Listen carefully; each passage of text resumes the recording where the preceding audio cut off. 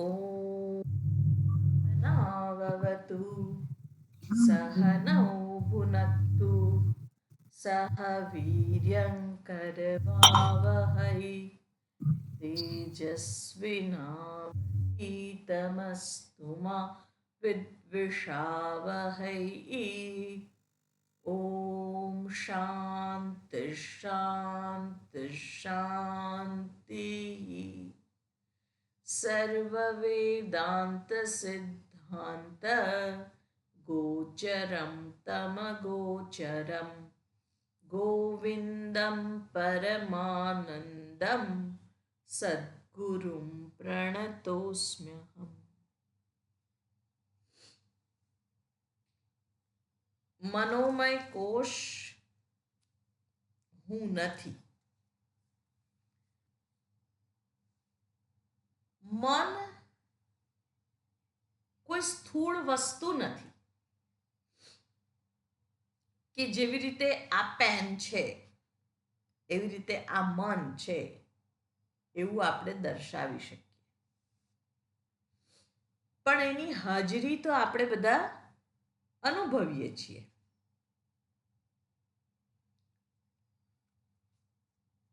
મન સૂક્ષ્મ હોવા છતાં કેવું છે કે એ નથી એવું કોઈ કહી શકે નહીં. અને એ જ્ઞાનેન્દ્રિયો વત્તા છઠ્ઠું મન એને મનોમય કોશ કહેવાય છે. અને આપણે ગઈ વખતે 171મા શ્લોકની અંદર જોયું હતું કે આ અવિદ્યા પણ મનથી અતિરિક્ત બીજી નથી, અને આ અવિદ્યા જ ભવબંધ હેતુ. આ જે સંસાર ચક્ર છે, જન્મ મરણનું કારણ છે, એ અવિદ્યાના કારણે જ છે. એટલે અહીંયા આગળ એ વાત કરી હતી. અને સંસાર ચક્ર એટલે શું છે? બહુ સુંદર સંસાર ચક્ર સમજાવવામાં આવે છે. શાસ્ત્ર કે છે અનાદિ અવિદ્યા.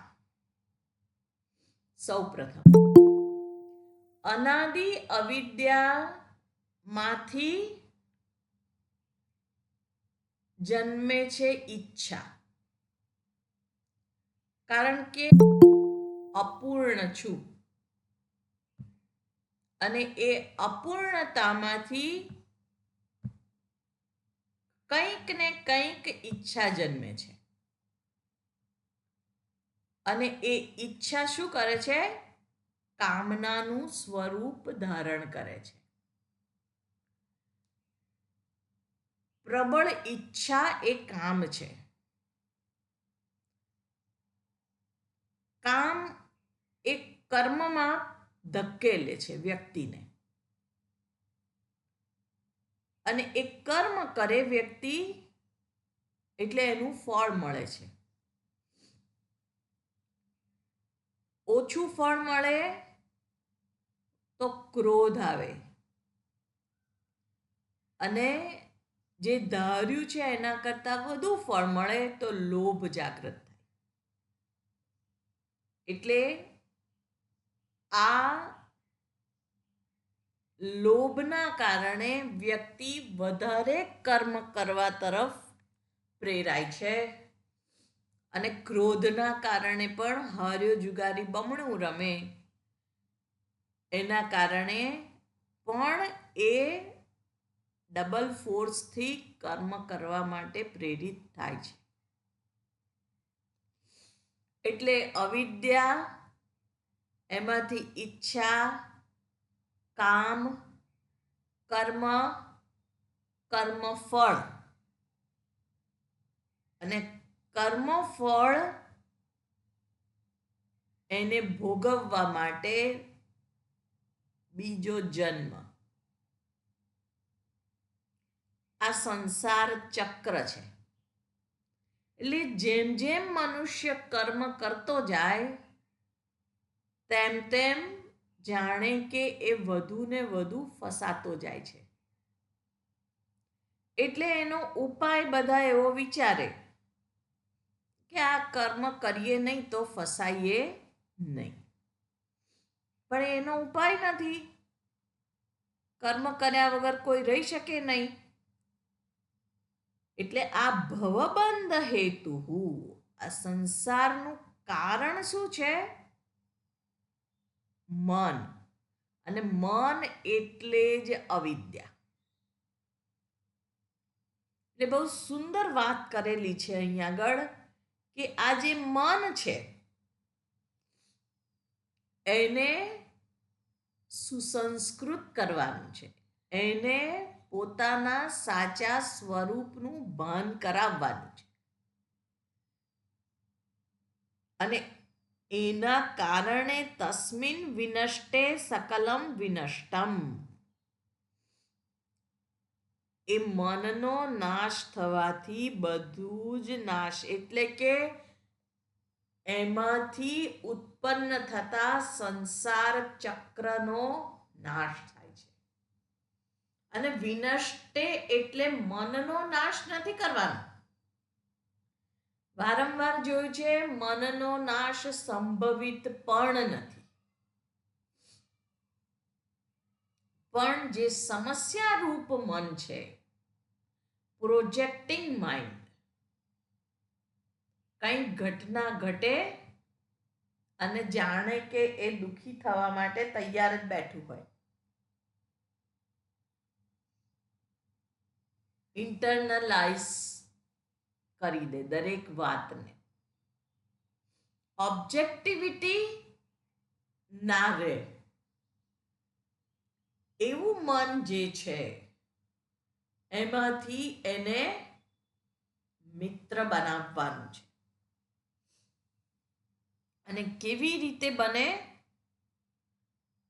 તો એ ટેમિંગ ધ માઇન્ડ, મનને ટેમ કરવાનું છે, વાળવાનું છે, પાલતુ પ્રાણીની જેવી રીતે.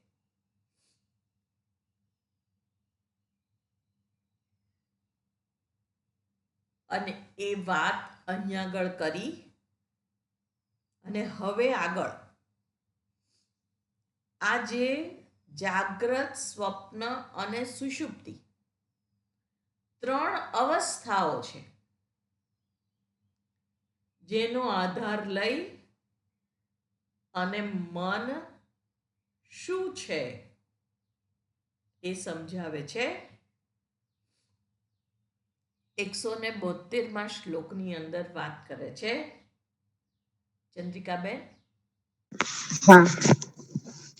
स्वप्नेऽर्थशून्ये सृजति स्वशक्त्या भोक्त्रादिविश्वं मन एव सर्वं तथैव जाग्रत्यपि नो विशेषः तत्सर्वमेतन्मनसो विजृम्भणम्.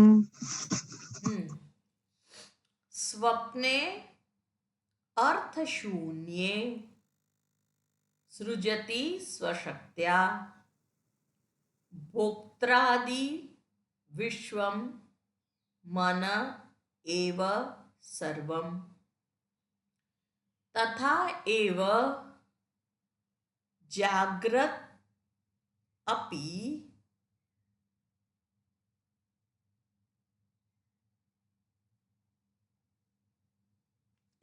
તથા એવ જાગ્રતિ અપી ન વિશેષ. નો એટલે નકાર છે અહીંયા આગળ. નો એટલે ના. ન વિશેષ તત્ સર્વમ એતત મનસઃ વિજૃંભણમ. સ્વપ્ને અર્થશૂન્ય. અર્થશૂન્ય એટલે પદાર્થ શૂન્ય, અર્થ એટલે પદાર્થ, વસ્તુ. જે સ્થૂળ જગત છે, બાહ્ય વસ્તુઓ, એને અહીંયા અર્થ કહ્યું છે. અર્થ શૂન્ય ક્યાં આગળ? સ્વપ્ને. સ્વપ્ન અવસ્થામાં બાહ્ય વસ્તુઓથી રહિત સૃજતી સ્વશક્ત્યા, પોતાની શક્તિથી સર્જન કરે છે. કોણ સર્જન કરે છે? મન. મન જ આપણે જોઈ રહ્યા છીએ કે આ સંસારનું કારણ છે. અને એના અનુસંધાનમાં જ સ્વપ્ન અવસ્થાની અંદર કે છે કે બાહ્ય કોઈ પદાર્થ નથી હોતો, છતાં પણ સ્વપ્નમાં મન પોતાની જ શક્તિથી ભોક્ત્રાદિ વિશ્વમ મન એવ સર્વમ. ભોક્તાદિ એટલે ભોક્તૃ, જે ભોગવે છે તે.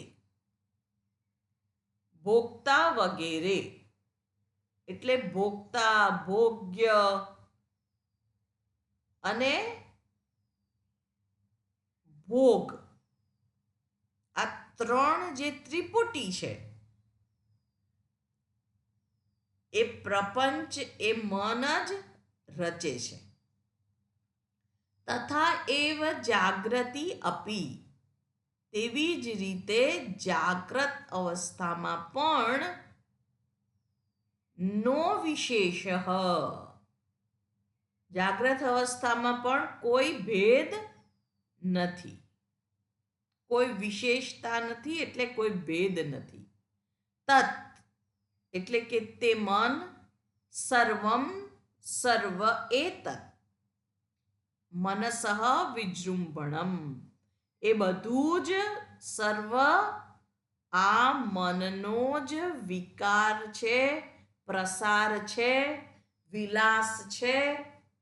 આ મનને જ બધું આભારી છે એવું કે છે. એટલે અહીંયા સ્વપ્ન અવસ્થાની અને એની સમાન જાગ્રત અવસ્થાની વાત કરી છે. માંડુક્ય ઉપનિષદની અંદર પણ બે જ સત્તા સ્વીકારવામાં આવી છે, સુષુપ્તિ અને સ્વપ્નાવસ્થા. ત્યાં આગળ જાગ્રત અવસ્થાને સ્વપ્ન અવસ્થા સમાન જ કહે છે. એટલે અહીંયા પણ એ જ વાત કરે છે કે જેવી રીતે યથા સ્વપ્ને તથા જાગૃતિ, જે રીતે સ્વપ્ન અવસ્થાની અંદર મટીરિયલ ક્યાંથી આવે છે? પોતાનામાંથી જ. આપણે જંગલમાં ખોવાઈ ગયા અને સિંહ આવ્યો, હે, તો જંગલમાં હું છું, ઝાડ છે, બધા વૃક્ષો, સિંહ છે, ક્યાંથી આવ્યું બધું? એ સિંહ પણ હું છું, જે વૃક્ષો દેખાય છે એ પણ હું છું, અને જે હું દેખાઉં છું એની અંદર એ પણ હું જ છું. મારામાંથી જ એ આવે છે.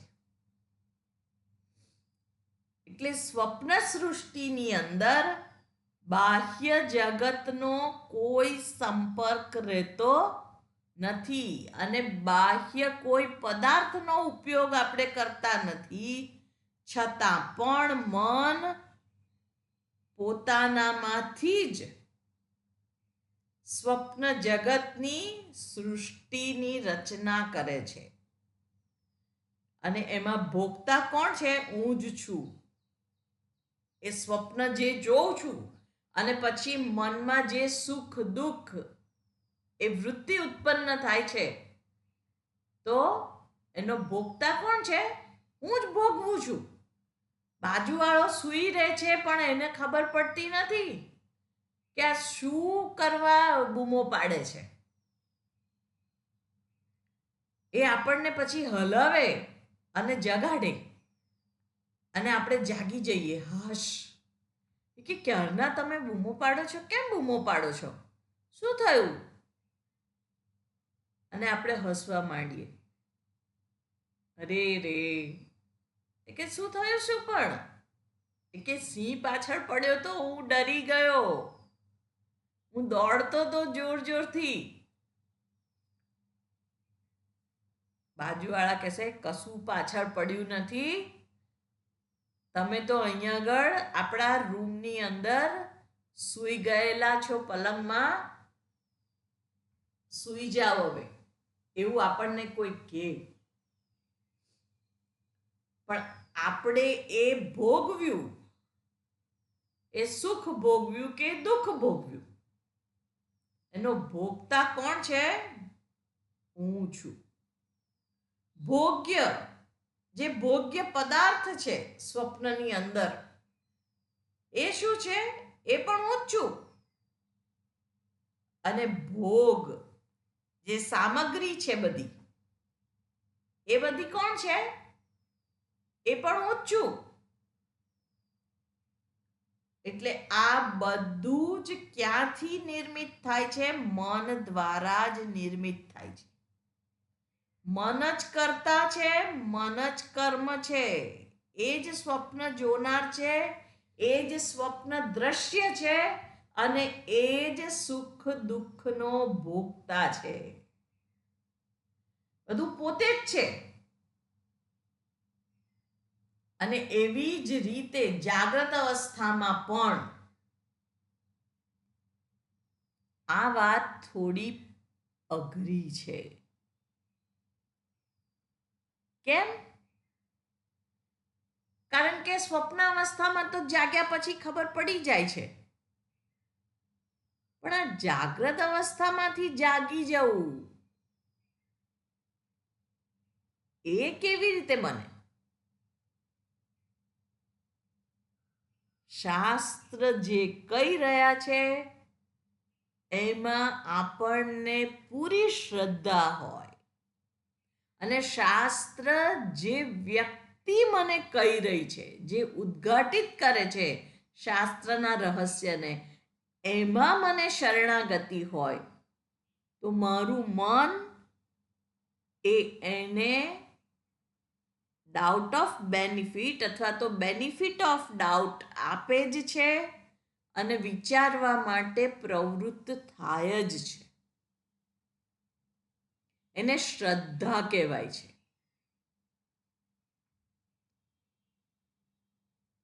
કે શ્રદ્ધાપૂર્વક કે એ કહી રહ્યા છે તો એનો કોઈ સ્વાર્થ નથી, એટલે આ ખોટું હોય નહીં. અને અહીંયા શાસ્ત્ર જ કહી રહ્યા છે કે આ જ રીતે જાગ્રત અવસ્થામાં પણ કોઈ વાસ્તવિક સત્યતા નથી. સ્વપ્નની જેમ જ અહીંયા પણ મન જ પોતાના જગતની રચના કરે છે. જે મને સત્યવત પ્રતીત થાય છે, આ દ્રશ્યમાન જગત એ એક ભ્રમ માત્ર છે. એ મનનું વિજૃંભણ માત્ર છે, પ્રસાર માત્ર છે. અને એનું વિશ્લેષણ આપણે કરીએ તો આપણને ખબર પડે કે એ જે કંઈ જાગ્રત અવસ્થામાં આ દ્રશ્યમાન જગત પ્રતીત થાય છે, જે સત્યવત લાગે છે, પણ વાસ્તવમાં સત્ય નથી. એટલા માટે જ અહીંયા આગળ સ્વપ્ન અવસ્થાની અને જાગ્રતની બંનેની વાત કરેલી છે. અને કોઈ પણ અવસ્થા કાયમ રહેતી નથી. એ સ્વપ્ન હોય, જાગ્રત હોય કે સુષુપ્તિ હોય, ભગવાને આ ત્રણ અવસ્થાઓનું નિર્માણ જ એટલા માટે કર્યું છે કે આ જીવ જે છે એ પોતે અવસ્થાઓના આધારે વિચારી શકે જે અવસ્થા જ કાયમની નથી, એ અવસ્થામાં પ્રતીત થતું જગત કેવી રીતે કાયમનું હોઈ શકે? એટલે જગત પણ પરિવર્તનશીલ બનાવ્યું છે, અને એ પરિવર્તનશીલ જગત છે, એની અંદર કોઈ વસ્તુ સ્થાયી નથી, કોઈ પરિસ્થિતિ સ્થાયી નથી, કોઈ વ્યક્તિ સ્થાયી નથી. આપણને થાય કેમ આવું જગત બનાવ્યું હશે? માત્ર ને માત્ર એ સત્ય દર્શાવવા માટે કે જેને તું સત્ય માની અને વળગવા દોડે છે એ સત્ય નથી. એટલે શાસ્ત્ર જ્યારે કહે છે કે સંસારનું કારણ આ મન છે, કારણ કે એ જાગ્રત અવસ્થાને સત્ય માની બેઠું છે. એટલે અહીંયા આગળ ભગવદ્ ગીતાની અંદર વાત કરે છે, મન એવ મનુષ્યાણામ કારણમ બંધ મોક્ષયો બંધાય વિષયાસક્તમ મુક્તમ નિર્વિષયમ સ્મૃતમ. આ મન જ મનુષ્યના બંધન અને મોક્ષનું કારણ છે. જે આગળના શ્લોકમાં પણ આપણે જોયું કે સંસાર ચક્ર કેમ ચાલે છે, એ મનના કારણે. અને મનની અંદર જે અનાદિ અવિદ્યા, એટલે મન જ અવિદ્યા રૂપ છે, અને એ મનને જ સુશિક્ષિત કરવાનું છે.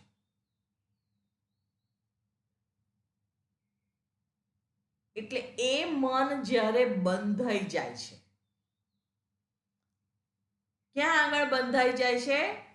જાગ્રત અવસ્થાની અંદર જે કંઈ મને પદાર્થ, વ્યક્તિ, પરિસ્થિતિ સુખ આપતી જણાય છે, ત્યાં એ બંધાઈ જાય છે.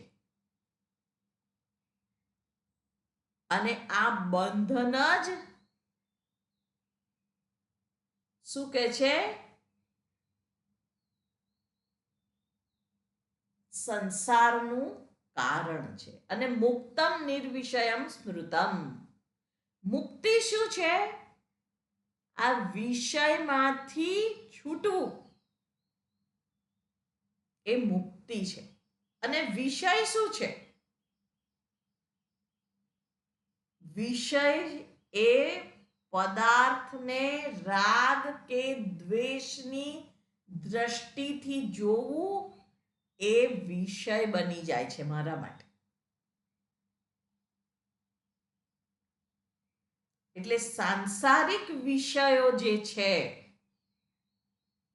એમાં જે મન બંધાઈ જાય છે,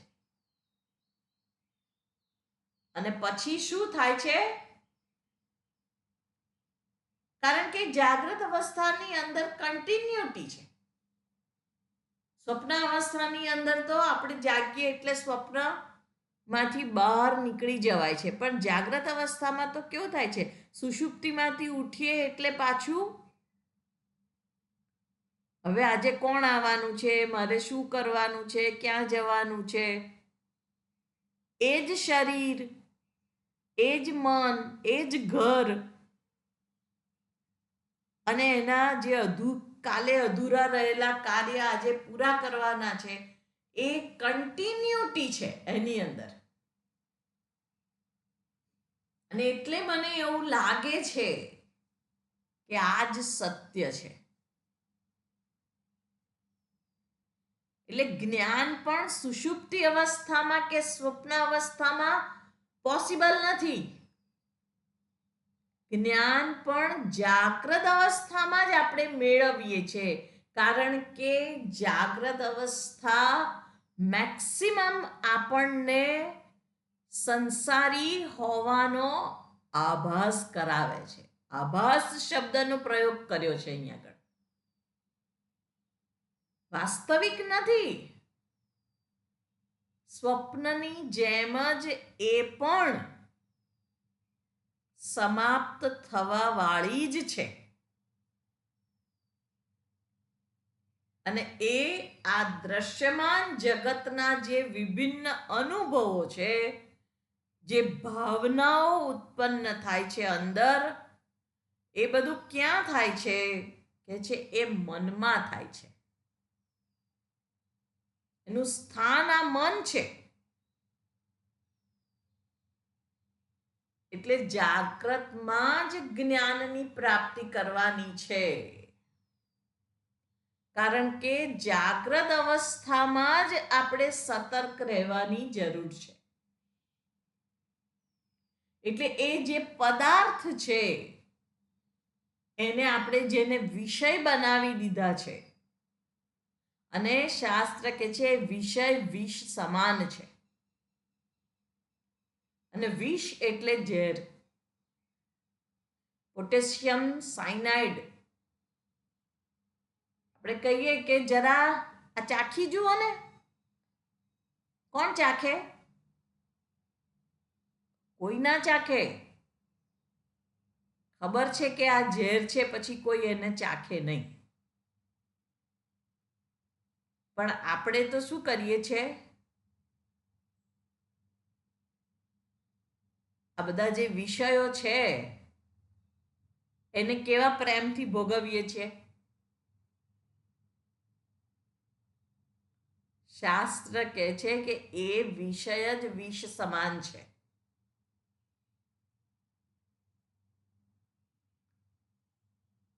એક મમ્મી એના બાળકને એક સ્ટોરમાં લઈ ગઈ.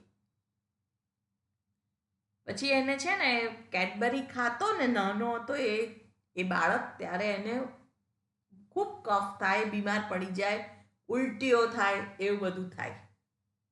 એટલે એને ચોકલેટ અંદર ગઈ, તરત જ ચોકલેટનું જે ડબ્બો જોયો એટલે પેલા દુકાનદારને કહે છે કે તમે આને નીચે મૂકી દો, મારા દીકરાને બહુ તકલીફ થાય છે એનાથી. એટલી વારમાં પેલો ચકોર દીકરો એટલે જોઈ ગયો. એટલે એની મમ્મી કહે છે બેટા ના ખવાય, તને તકલીફ થાય છે. પેલો છોકરો કહે છે ભલે હું મરી જાઉં પણ મારે ચોકલેટ ખાવી જ છે. આપણે શું કરીએ છીએ? શાસ્ત્ર આપણને કહે છે કે આ બધું તારા સુખનો સ્રોત નથી, આ સત્ય નથી, આ બધું મિથ્યા છે, સત્યનો આભાસ માત્ર છે.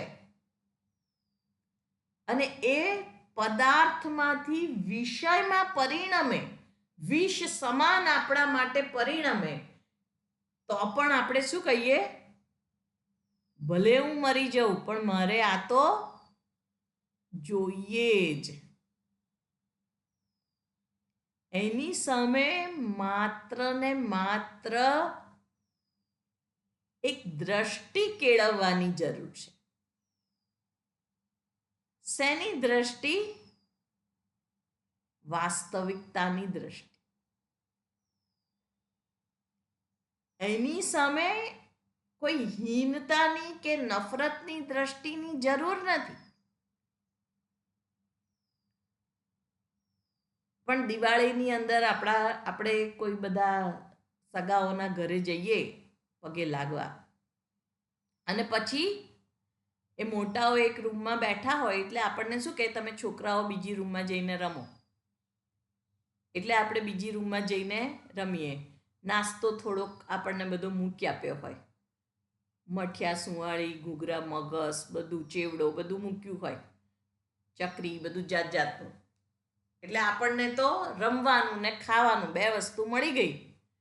એટલે વડીલો વાતોમાં બિઝી છે, એટલે છોકરાઓને છૂટો દોર મળ્યો અને પછી એ જે ધમાલ ચાલે. અને પછી એ અચાનક કોઈ વડીલ આવે ત્યાં આગળ, તો શું થાય? બધા સીધા દોર, ડાયા ડમરા થઈ જાય. આ મનનું એવું જ છે. એ આપણને તોફાનથી પરેશાન કરતું હોય તો બીજું કંઈ નથી કરવાનું. ખાલી એ જે મારી નબળાઈ છે એ મને ખબર પડી ગઈ છે, એટલા માત્રથી એ નબળાઈ દૂર થઈ જાય છે. માત્ર એની ઉપર વોચ રાખવાની જરૂર છે.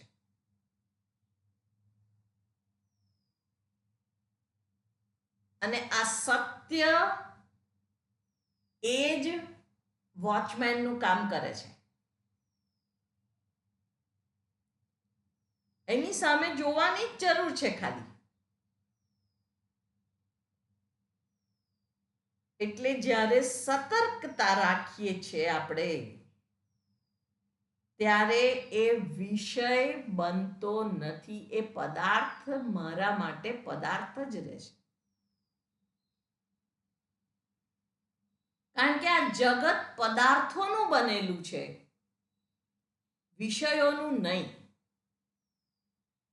અને અનેક પદાર્થો ભગવાને બનાવ્યા છે, પણ એ પદાર્થને જ્યારે પદાર્થ તરીકે જોઈએ ત્યારે એને સાચી રીતે માણી શકાય છે. ગુલાબ ઉગ્યું હોય સુંદર, અને એને જોઈએ કેટલો આનંદ આવે. એની ઉપર પતંગિયું ઉડતું ઉડતું આવે, બેસે, પાછું ઉડી જાય, હવાની લહેરખી આવે એટલે ડોલે, એની સુવાસ પાથરે, અને પ્રકૃતિ આનંદ આપે છે. પણ એને જોઈને આપણને વિચાર આવે કે આને હું તોડી લઉં અને મારા પ્રિય પાત્રને આપીશ. પછી એ પ્રિય પાત્ર ભગવાન પણ હોઈ શકે, પણ આપણને એને ત્યાંથી તોડી લીધું આપણે, અને કોઈકના માથામાં એને આપણે સજાવ્યું. ત્યાં આગળ એ પદાર્થ પદાર્થ રહે છે? ના, એ વિષય બની જાય છે મારા માટે. કોઈ લે એની પહેલા હું લઈ લઉં, મારી પ્રિય વ્યક્તિને આપું, અને મારી પ્રિય વ્યક્તિ એને હાથમાં લઈ અને કઈ બહુ ખાસ રિસ્પોન્સ આપે નહીં, મને બાજુમાં મૂકી દે, આપણને સેટિસ્ફેક્શન થાય? ના થાય. આપણને થાય કે મેં એને આટલા પ્રેમથી આપ્યું અને એણે એની કદર પણ ના કરી.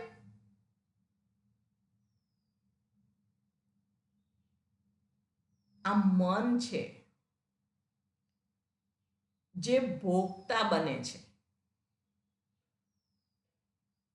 અને એ ભોગતા જે છે એને જ દર્શાવવાની જરૂર છે. કારણ કે મન કે હારે હાર હૈ, મન કે જીતે જીત. મનથી જો હારી ગયા આપણે તો આખી દુનિયાથી જીતી જઈએ, પણ મન ફસાયું તો એ હાર જ છે. એટલે સાંસારિક વિષયોમાં આપણે બંધાઈ ગયા અને એમાંથી છૂટવું એ જ આ બંધનમાંથી છૂટવાનો એકમાત્ર ઉપાય છે. એટલે વસ્તુઓ જે જાગ્રતમાં મને અનુભવાય છે, તો એ જાગ્રતમાં અનુભવાતી વસ્તુઓ કેવી છે? મિથ્યા છે,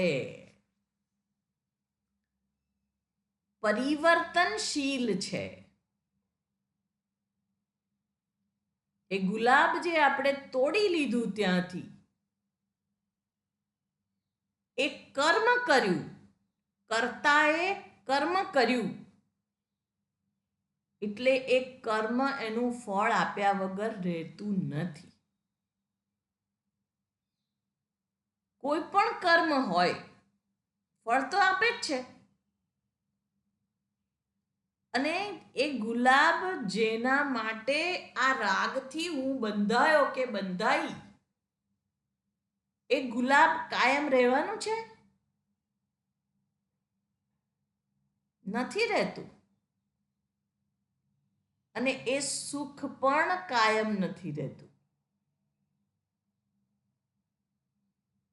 આ જાગ્રત અવસ્થાની અંદર જેની પાસે હું બંધાયો છું,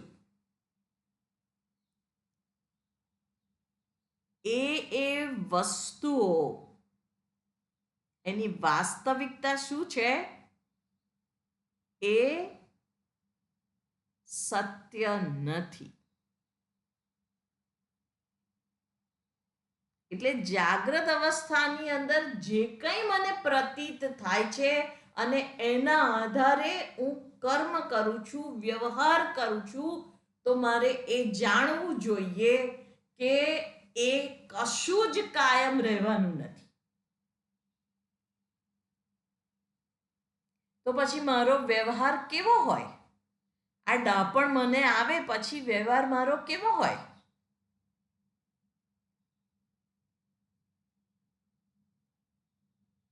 એક પ્રેમનો વ્યવહાર હોય.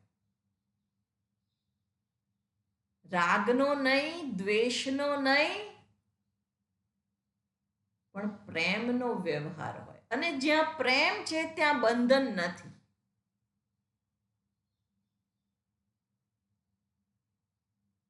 રાગ છે, આસક્તિ છે, દ્વેષ છે, એ બંને મને બાંધે છે. અને એ જ મારો સંસાર છે.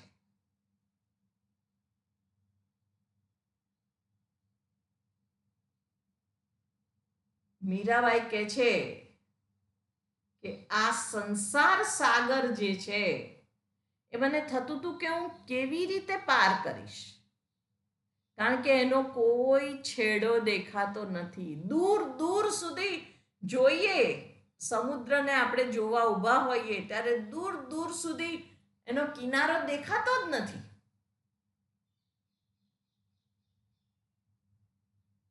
પણ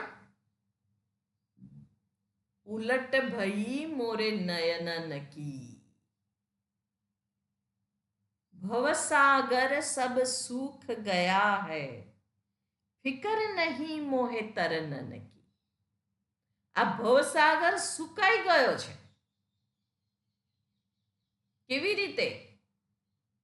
જે સંસારને બહાર હું જોઉં છું અને સુખ માનીને વળગવા દોડું છું ને દુઃખ માનીને ધક્કો મારવા દોડું છું અને સંસાર સાગર પાર કરવાની ઈચ્છા રાખું છું, એ ગુરુના જ્ઞાન, શાસ્ત્રના જ્ઞાનના કારણે સમજાઈ ગયું છે કે એ સંસાર બહાર નથી. કોઈ વસ્તુમાં, વ્યક્તિમાં સંસાર નથી, પણ મારા મનમાં છે. એટલે હવે એ સંસાર અંદર છે. અને અંદર ક્યાં છે? શોધી કાઢો.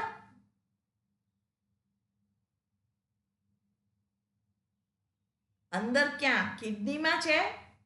ફેફસામાં છે? આંખમાં સંસાર છે? હૃદયમાં છે? તો બાયપાસ કરીને આપણે સંસારને કાઢી નાખીએ બહાર. ઓપન હાર્ટ સર્જરી બધા જ કરાવી દઈએ કે ભાઈ આમાંથી સંસાર છે, આ હૃદયમાં રહેલો છે, તો એને તમે કાઢી નાખો. ક્યાં છે? ક્યાં સંસાર?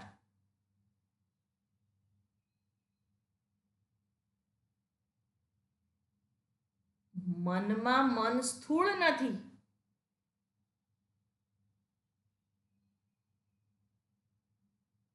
એટલે જેને મેં સત્યતા આપી દીધેલી છે,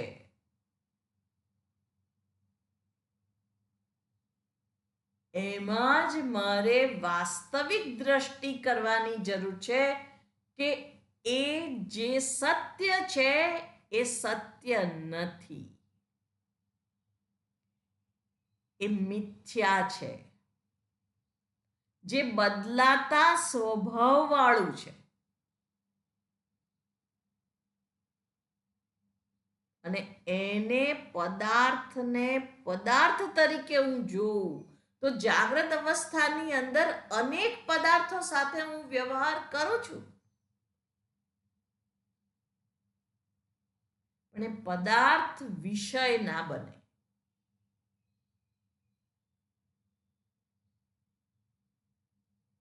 એટલે પ્રેમનો સંબંધ બની રહે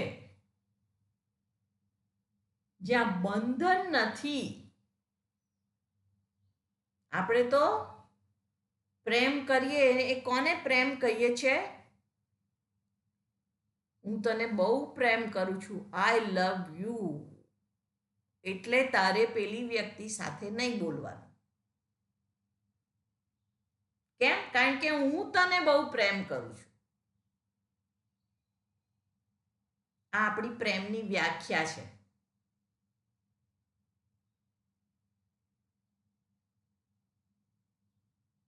એટલે આ મારા છે, આ મારા નથી.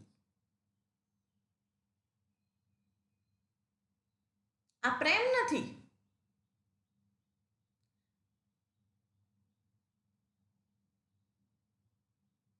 શાસ્ત્ર એને જ સંસાર કહેવે છે.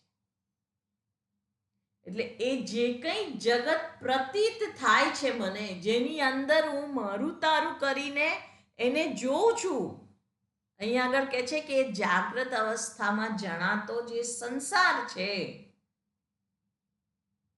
એ પણ સ્વપ્નાવસ્થા જેવો જ છે. કારણ કે જાગ્રતનો હું છે એ સ્વપ્નમાં નથી, ને સ્વપ્નનો હું છે એ જાગ્રતમાં નથી.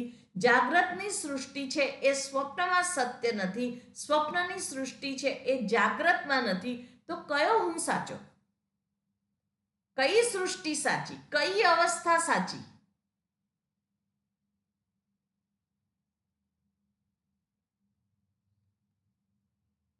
અને સત્ય બે ના હોય. આપણે કહીએ બંને અવસ્થા સાચી, તો સત્ય કદી બે ના હોય, સત્ય એક જ હોય.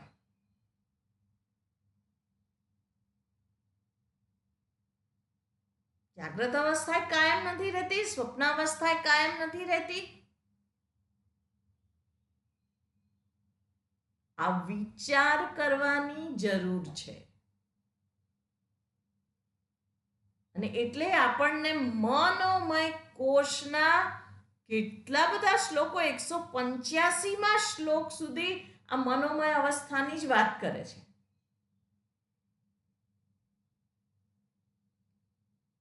નાની નાની વસ્તુઓ શાસ્ત્ર આપણને દર્શાવે છે, જે મારા ધ્યાન બહાર જતી હોય એને પણ અહીંયા આગળ, નહીં તો શંકરાચાર્યજીને આટલા બધા શ્લોક લખવાની ક્યાં જરૂર હતી? પણ જાગ્રત અવસ્થા અને સ્વપ્ન અવસ્થા, હમણાં જ જોયું એમ, સ્વપ્ન અવસ્થા તો મિથ્યા છે એવું સમજી જઈએ છે, પણ જાગ્રત અવસ્થા એ તો સત્ય છે.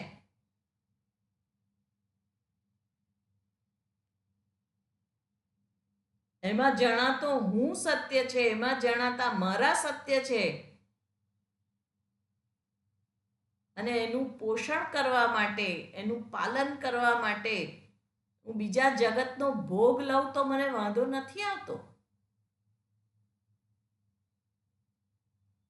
આ અહંકારનું રક્ષણ કરવા માટે, જે જાગ્રત અવસ્થામાં જેને હું કહું છું, એનું રક્ષણ કરવા માટે હું બીજા સાથે ઝઘડી પડું,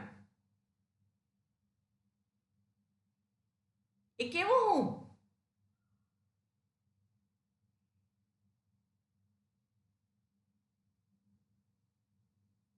એટલે અહીંયા આગળ જ્યારે વાત કરે છે કે સ્વપ્ન સમાન જ છે જાગ્રત અવસ્થા, અને આ સત્યને જોવાની જરૂર છે, સમજવાની જરૂર છે, આનું ધ્યાન કરવાની જરૂર નથી.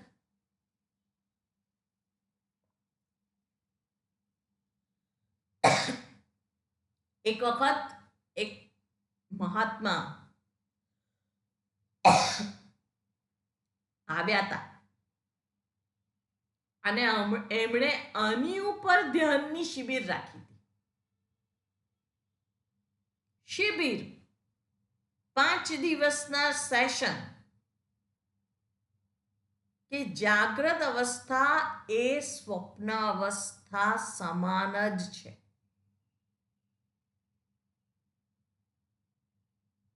અને હું હતી એ શિબિરમાં, ત્યારે મને કન્ફ્યુઝન થયું હતું,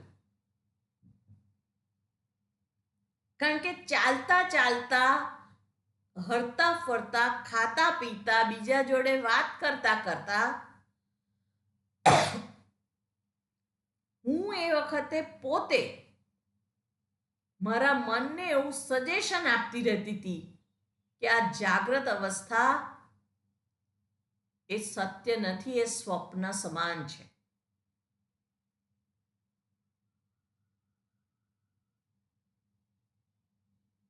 એટલે આપણે તંદ્રા અવસ્થામાં કે બેભાન અડધી ભાનની અવસ્થામાં આપણે જાગ્રત અવસ્થામાં જીવતા થઈ જઈએ, જો એનું આપણે અર્થઘટન વ્યવસ્થિત રીતે ના કરીએ તો.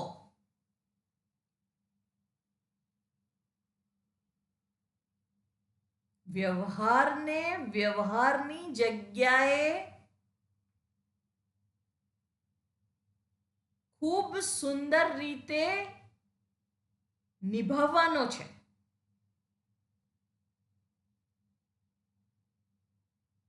આ ધ્યાન કરવાની વસ્તુ નથી. હમણાં મને એ સમજણ પડે છે. જાગ્રત અવસ્થામાં આપણે ધ્યાન કરવા બેસીએ અને આ સ્વપ્ન અવસ્થા સમાન છે, તો એ તો મારી ભૂલ છે.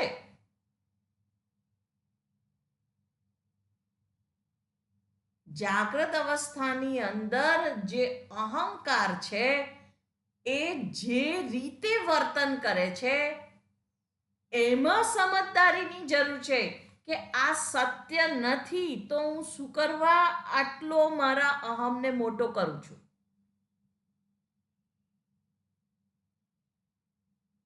કોઈ વાતને હું કેમ આટલી લાંબી પકડી રાખું છું કે ખેંચું છું, એ શું છે?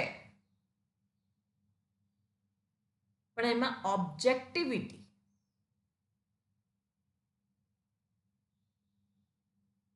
કે આ જગત એ પદાર્થોનું બનેલું છે, વ્યક્તિઓ છે,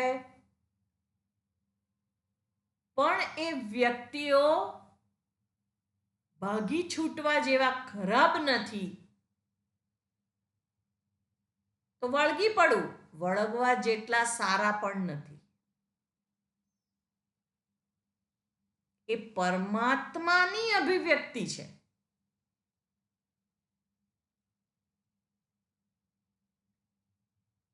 સંપૂર્ણ દ્રષ્ટિને સાથે રાખી અને જાગ્રત અવસ્થામાં આપણે વ્યવહાર કરવાનો છે. એટલે આ તો કેવું છે, તલવારની ધાર ઉપર ચાલવાનું, પણ પગ ના કપાવો જોઈએ. એટલા માટે જ આપણે સતર્કતાની વાત કરી.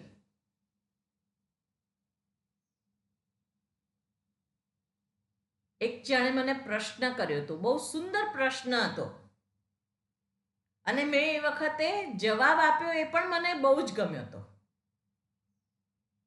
એણે એવું કહ્યું કે મારી સામે 2 ઓપ્શન હોય, એક પિઝા ને એક બર્ગર, તો હું બેમાંથી દરેક વખતે બર્ગર જ પસંદ કરું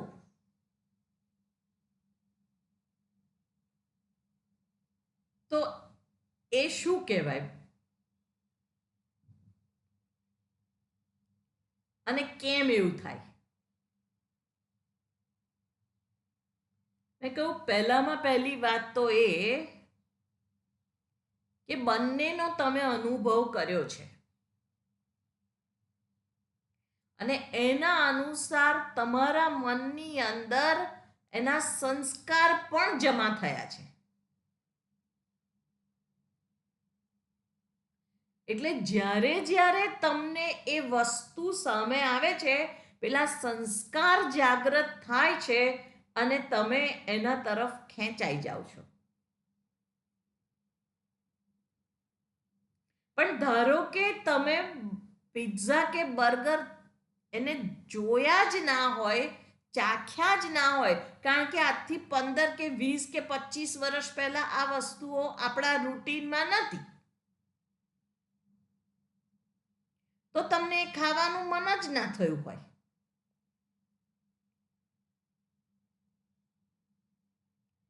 પણ એ વસ્તુઓ આવી રોજબરોજના વ્યવહારની અંદર એની સાથે તમારે ડીલ કરવાની છે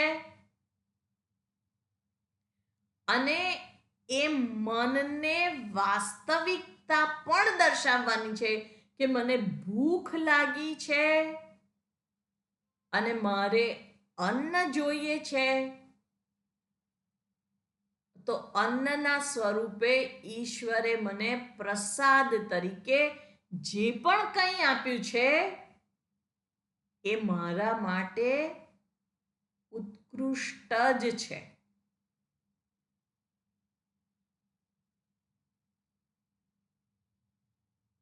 આને વાસ્તવિક દર્શન કહેવાય. એટલે જે મને મળ્યું છે એ પ્રસાદ ભાવનાથી પ્રેમથી હું ગ્રહણ કરું છું. એટલે આપણે પણ જાગ્રત અવસ્થાની અંદર જે કંઈ મને મળ્યું છે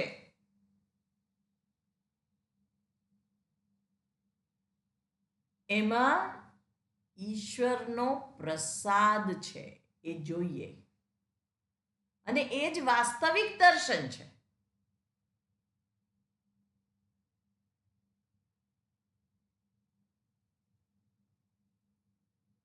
એટલે આ મારા માટે સંસારનું નાશક છે અને એને જ આગળના શ્લોકની અંદર મનોનાશ કર્યું છે. તસ્મિન વિનષ્ટે સકલમ વિનષ્ટમ.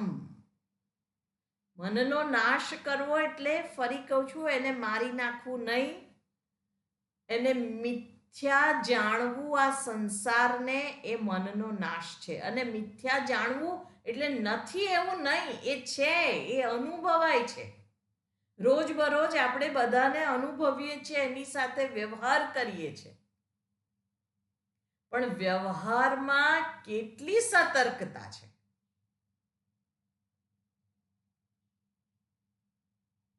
એટલે હું જોવાના દ્રશ્યને તો જોઉં, પણ એ જ સમયે જોનારને પણ જોઉં. મારા મનની અંદર આ જોઈને કયો ભાવ ઉત્પન્ન થાય છે એ પણ હું જોઉં, એ મારા ધ્યાન બહાર ના હોય.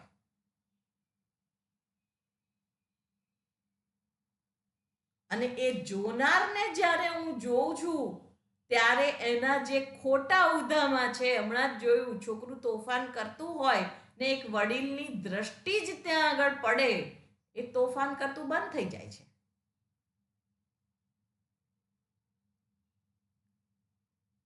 આ જ મારે કરવાનું છે, બીજું કંઈ કરવાની જરૂર નથી. અને એ જ મને મિથ્યા છે આ જગત એ સમજાવે છે. મિથ્યા છે એટલે ત્રણેય કાળમાં રહેતું નથી, પણ પરમાત્માની અભિવ્યક્તિ છે. એ સત્યને ધ્યાનમાં રાખી અને વ્યવહાર કરીએ.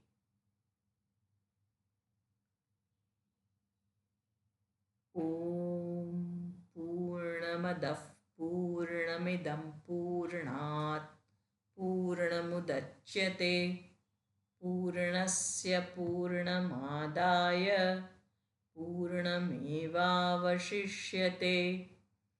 ઓમ શાંતિ શાંતિ શાંતિ. હરિ ઓમ. શ્રી ગુરુભ્યો નમઃ. હરિ ઓમ.